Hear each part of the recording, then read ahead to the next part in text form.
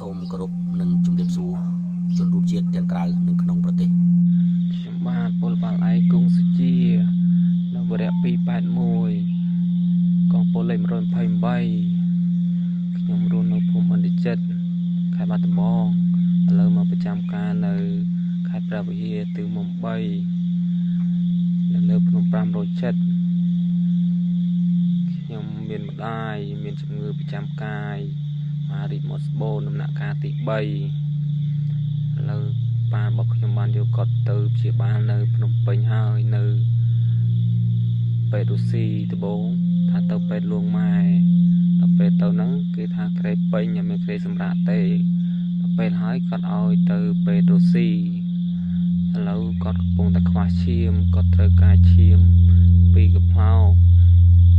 ហើយខ្ញុំថាចង់ទៅដាក់ច្បាប់ទៅដល់ឈាមឲ្យគាត់ដែរ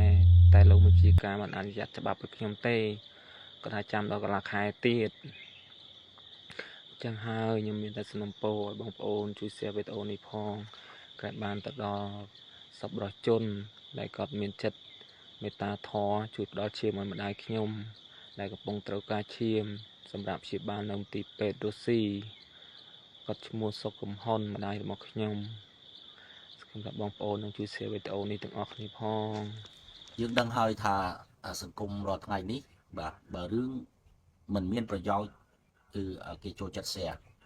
បាទដូចជារឿងគេឆ្លោះគ្នាក្នុង Facebook អុកញ៉ាជំទាវអីឆ្លោះគ្នាក្នុង Facebook គេចូលចិត្ត share ណាតែបើរឿងមានប្រយោជន៍បាទគាត់មិន share ទេគាត់អូសចោលហើយបាទនេះសម័យយើងឥឡូវនេះបាទខ្មែរយើងរាល់ថ្ងៃកំពុងតែអញ្ចឹងហ្នឹងហើយខ្ញុំបង្ហោះវីដេអូដែលរកជំនួយនេះមិនមែនតិចដងហើយទេបាទតាំងពីរកអាវក្រោះតែយើងអត់ល្បីបងប្អូនណាបាទយើងអត់ល្បីវាអត់អាចទៅដល់គេបានទេបាទទោះបីយើងបាញ់តែវីដេអូឆាតទៅឲ្យខាងគេនោះក៏គេអត់មើលឃើញដែរបងប្អូនបាទអាស្រ័យដូចខាងលើនេះបាទខ្ញុំបាទសូមពឹងបងប្អូនម្ដងទៀតទៅចោះបាទសូមឲ្យបងប្អូនជួយ share ដើម្បីឲ្យសប្បុរសធម៌នៅក្រៅប្រទេសបាទនឹងក្នុងប្រទេសដើម្បីឲ្យគាត់បានដឹងបានឃើញហើយបានជួយដល់គ្រួសារបងប្អូនប្រុសម្នាក់នេះដែលម្ដាយរបស់គាត់កំពុងតែសម្រាប់ព្យាបាលនៅមន្ទីរពេទ្យដោយសារត្រូវការឈាមចាំបាច់បាទគាត់កើតមហារីកបងប្អូនណាខ្ញុំមិនមានជំនឿថាអាចនឹងទៅដល់អ្នកជួយទេប៉ុន្តែយើងធ្វើទៅបានប្រមាណយើងយកប៉ុណ្ណឹងទៅបងប្អូនធម្មតាយើងអត់ល្បីដូចគេបងប្អូនណាបាទយើងមានចិត្តចង់ជួយទៅគាត់បាទមិនបានជួយអីបងប្អូនអត់មានលទ្ធភាពជួយបងប្អូនជួយតែ share ទៅចោះបងប្អូនណា share ដើម្បីឲ្យដល់បាទអ្នកមានឬអុកញ៉ាអៃអាដាម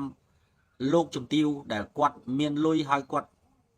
ចង់ជួយគាត់ពិតប្រាកដមែនបាទQR code ខ្ញុំដាក់នៅខាងលើលេខទូរស័ព្ទនៅខាងលើនឹងស្រាប់ហើយបាទគឺជារបស់គាត់ផ្ទាល់តែម្ដងបាទបងបាញ់ទៅហើយបងដាក់ comment មកខ្ញុំមកបាទសនុកខ្ញុំលើកថ្លែងអំណរគុណទៅខាងបងវិញបាទដូចជាអត់មានអីច្រើនទេបងប្អូនបាទខ្ញុំបាទគ្រាន់តែមានចិត្តអាណិតអាសូរដល់រូបគាត់ហើយក៏សូមនេះចេញវីដេអូនេះដើម្បីផ្សព្វផ្សាយព័ត៌មាននេះឲ្យបងប្អូនជនរួមជាតិទាំងអស់បានដឹងបានឮបាទសូមអរគុណសូមគោរពលា